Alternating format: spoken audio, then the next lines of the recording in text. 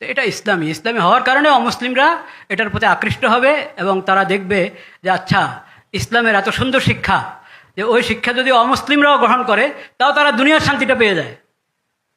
আর আখিরাতের শান্তি পেতে হলে তো ইসলামকে গ্রহণ করতে হবে, শুধু ইসলামের খণ্ডিত শিক্ষাকে গ্রহণ করলে হবে না। আল্লাহ তাআলা সে তৌফিক দান করেন আমাদেরকে।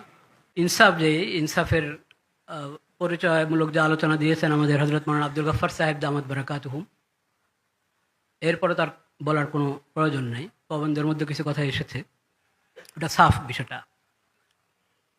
এটা হলো নারীদের প্রতি যে নির্যাতন হয়ে থাকে বিভিন্নভাবে, সেটা প্রতিরোধের জন্য এবং নারীরা তাদের অধিকার যথাযথ পায় সেই ব্যাপারে সমাজে সচেতনতা সৃষ্টি করা, শুধু সচেতনতা না, সমাজে এই ব্যাপারে বাস্তব পদক্ষেপ, বাস্তব উদ্যোগটা প্রতিষ্ঠিত হয়ে যায়, সেজন্য এই সংস্থা।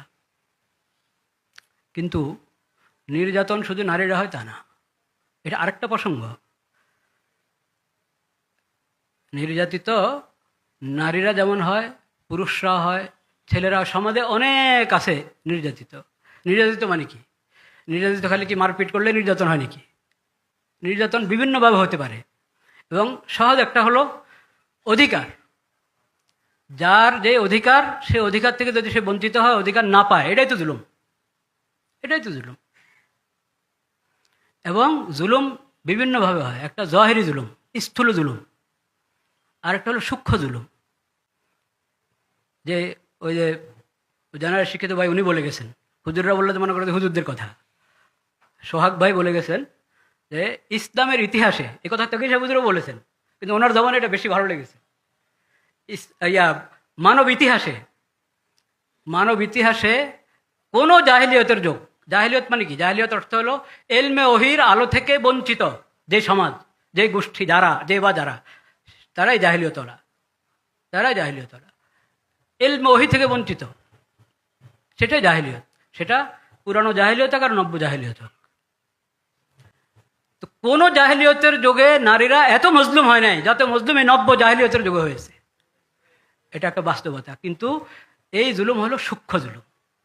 পশ্চিমাদের জুলুম হলো ওমা বাতান, মা জহারা মিনহা ওমা বাতান, মা বাতানা, সূক্ষ্ম জুলুম। আর এখানে আমাদেরকে যেটা বেশি ব্যথিত করেছে, যেটার জন্য আমরা স্থূল জুলুম। দোনো জুলুমের থেকেই নাজাত দেওয়া জরুরি মেয়েদেরকে, নারীদেরকে। স্থূল জুলুম, স্থূল জুলুম, এসব জুলুমের এলাজের জন্যই ইনসাফ ফাউন্ডেশন, ইনশাআল্লাহ। আল্লাহ তাআলা, এটা তো মাত্র এখন শুরুর আন্দাজটাও আমরা প্রবন্ধ থেকে এবং মাওলানা আব্দুল গফফার সাহেবের বয়ান থেকে, সভাপতি সাহেবের বয়ান থেকে কিছু আন্দাজ করেছি। আল্লাহর রহমতে ইনশাআল্লাহ আমরা অনেক উজ্জ্বল ভবিষ্যতের আশা করি, ইনশাআল্লাহ। তো ও কথাটা আমার পুরো হয় না। আমি বলতেছিলাম ইসলাম তো শিখা হলো আতি কুল্লিযি হাক্কিন হাক্কাহু, আতি কুল্লিযি হাক্কিন হাক্কাহু। এটা তথাকথিত এই জাহিলি সভ্যতা, পুরানো জাহিলি সভ্যতা হোক আর নতুন জাহিলি সভ্যতা হোক, তাদের মতো না যে একতরফা কথা বলবে। একতরফা কথা মানে একদিকের কথা। আপনার নারীর অধিকার, তো পুরুষ কি দোষ করছে? পুরুষের অধিকার নেই।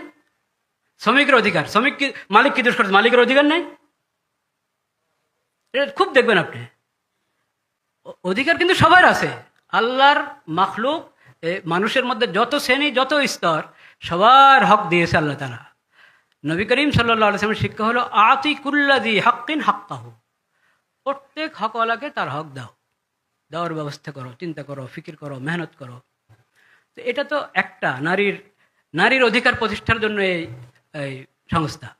এরকম আরও যেখানে যেখানে যত বিষয় অধিকার, ছাত্রদের অধিকার, কওমি মাদ্রাসার ছাত্র বলেন আর মাদ্রাসার ছাত্র বলেন, ছাত্রদের অধিকার, ছাত্রীদের অধিকার, অনেক অধিকার ক্ষুণ্ণ হচ্ছে, অধিকার থেকে বঞ্চিত হচ্ছে।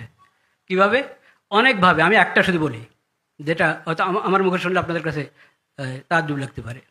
সেটা হলো যে ছাত্রদেরকে যে রাজনীতিতে ব্যবহার করা হয়, এটা ছাত্রদের উপরে জুলুম।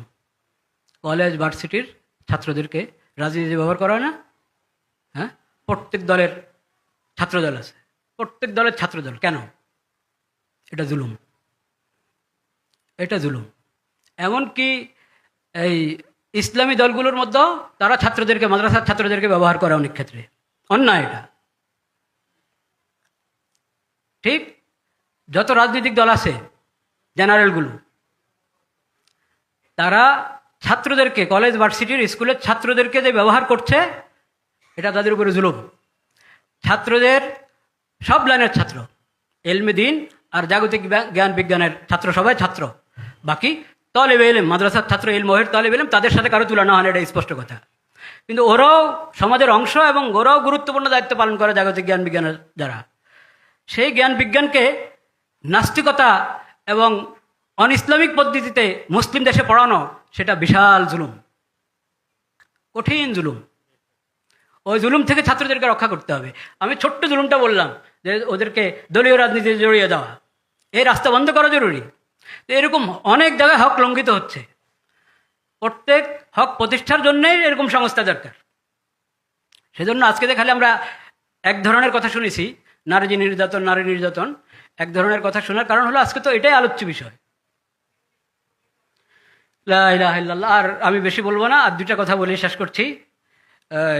আরেক কথা আমাদেরকে ডক্টর হিজবুল্লাহ সাহেব বললেন, যে আমি প্রসঙ্গটা ভুলে গিয়েছি, আপনি একটু বলেন।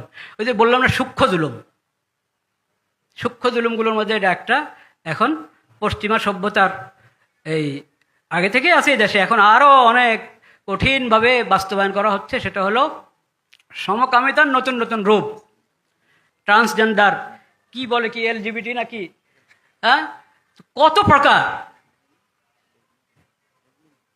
মেয়েদেরকে, ছেলেদেরকে নষ্ট করার জন্য পশ্চিমা সভ্যতা থেকে এখানে আনা হচ্ছে।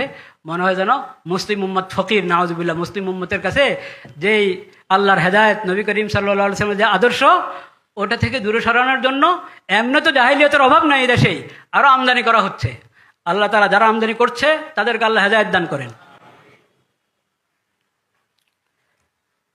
সময়ের চান্দা দিতে হবে, সময়ের চান্দা, যেটা এই দুই মুরব্বী বলে গিয়েছেন, বিশেষ করে ডক্টর লুৎফুল কবির সাহেব বলেছেন, সময়ের চাঁদা দিতে হবে সবাইকে। যে পরিবারের লোকজনকে আশ্বস্ত করার জন্য, বোঝার জন্য, সুন্দর ভাবে মিলিয়ে দেওয়ার জন্য যেমন লোক দরকার, কোথাও দরকার হবে একজন আলেমের, কোথাও দরকার হবে একজন বুজুর্গের, কোথাও দরকার হবে ওনার মতো প্রফেসরের। যেখানে যার দরকার সেখানে এই সময় পেশ করার জন্য একটা তালিকা থাকতে হবে। ইনসাফের দপ্তরে তালিকা থাকবে, বিভিন্ন জনের নাম লেখাবেন, যে আমি যদি কারোর সাথে কাউন্সিলিং করতে হয় সেখানে এই সময় দেওয়ার জন্য আমি প্রস্তুত আছি। এভাবে আবার সেটার জন্য নিজেকেও প্রস্তুতি গ্রহণ করতে হবে। আমি যে সময় দিব, ওই সময়টা কিভাবে কাজে লাগাবো, আমি কিভাবে পেশ করব দিনের দাওয়াতটা, মুসালাহাতের দাওয়াতটা। উম্মুল মুমিনিন আয়েশা রাদিয়াল্লাহু তাআলা বলে গেছেন, মুসালাহাত মিলিয়ে দেওয়া, মনগুলো মিলিয়ে দেওয়া। মন যখন আলাদা হয়ে যায়, দুইমুখী হয়ে যায়, হ্যাঁ, এক মনকে আরেক মনের মুখী করে দেওয়া, মিলিয়ে দেওয়া, এটা অনেক বড় ইবাদত। কিন্তু এটার ব্যাপারে আমাদের মধ্যে অবহেলা পাওয়া যায়। আয়েশা রাদিয়াল্লাহু তাআলা বলে গেছেন কথা। তো ওটার জন্য সময়ের চান্দা চাচ্ছি আমি। আর একটা হলো, এই প্রবন্ধে একটা হাদিস ছিল, আমার মনে হয় ওটা সনদে একটু দুর্বলতা, সনদের সব দুর্বলতার কারণে বর্ণনা জয়ীফ হয় না। তো সনদের কোনো দুর্বলতার কারণে ওখানে উলুমুল হাদিসের হুজুররা আছেন, জামিয়াতুল উলুম, ওনারাকে হয়তো হজম করে দিয়েছেন কিনারা ওয়ার্ডটা। সেখানে বলা হয়েছে, নবী করিম সাল্লাল্লাহু আলাইহি সাল্লাম বলেছেন যে জিবরিল আলাইহিস সালাম আমাকে বারবার সতর্ক করেছেন, ওসিয়ত করেছেন, তাম্বি করেছেন। হাত্তা জানান্তু আন্নাহু সাইয়্যুহারিমুত তালাক। জারের ব্যাপারে তো হাদিস আছে মশহুর, ওটা সহিহ হাদিস, সবাই জানে, সহিহ সনদ প্রসিদ্ধ, প্রতিবেশীর ব্যাপারে। কিন্তু এটা একটু কম আলোচিত বা অনালোচিত। যে এত বলেছেন জিবরিল আলাইহিস সালাম আমাকে, যে স্ত্রীদের প্রতি, নারীদের প্রতি যত্নবান হও, যত্নবান হও, মানে রাসূলুল্লাহ সাল্লাল্লাহু আলাইহি ওয়াসাল্লাম যত্নবান আছেন 100 ভাগের 100 ভাগ, সবাইকে যত্নবান হওয়ার জন্য বলতে থাকা। এমনকি আমার মনে হলো কি, তালাককে নিষেধ করে দেওয়া হয় নাকি? এর মানে তালাক নিষেধ হয়ে গেছে তা না, নিষেধ হয় নাই। যেরকম প্রতিবেশীকে তো আরও ওয়ারিস বানানো হয় নাই, ওয়ারিস না সে, মানে উত্তরাধিকার ওয়ারিস না। এটা অনেক গুরুত্বপূর্ণ বিষয়। ওই হাদিস তো আমরা সবাই শুনেছি, যে আবগাদুল হালালি ইলাল্লাহি আত-তালাক। হ্যাঁ, হালালের মধ্যে আল্লাহর কাছে সবচেয়ে অপছন্দ হলো কি? তালাক। তালাক হালাল, কিন্তু সবচেয়ে অপছন্দ এটা আল্লাহর কাছে। এই যে হালাল, কখন হালাল? যদি তালাকের মধ্যে জুলুম না থাকে। তালাকের সঙ্গে যদি জুলুম যুক্ত হয়, তাহলে জুলুম হালাল হওয়ার জন্য যে শর্ত, সেই শর্তে হালাল হবে। নয়তো তালাক দিলে হয়ে যাবে, দিলে হয়ে যাওয়া এক জিনিস, আর ন্যায়ভাবে তরিকা মতে হওয়া এটা আরেক জিনিস। সেজন্য ইনসাফের মধ্যে যে তালাকের বিষয়টাকে গুরুত্বের সাথে নেওয়া হয়েছে, এটা আগে থেকে উনি বলেছেন যে কোর্স করতে হয়। ডক্টর সাহেব, হিজবুল্লাহ সাহেব আমাকে কদিন আগে লাহোরের এক মামলা, ওই দিন উত্তরাতে মজলিস হচ্ছিল, দিন লাহোরের একজন মেহমান ছিলেন, উনি আমাকে বললেন যে ওখানে ওইরকম ফিকির চলছে। তো তারা এই বিয়ের যখনই সংবাদ পায় কিছু মানুষের বিয়ে ঠিক হয়েছে, তো তারা মহিলাদেরকে আলাদা, ওই ছেলেদেরকে আলাদা বিভিন্ন কোর্সের ব্যবস্থা করেন।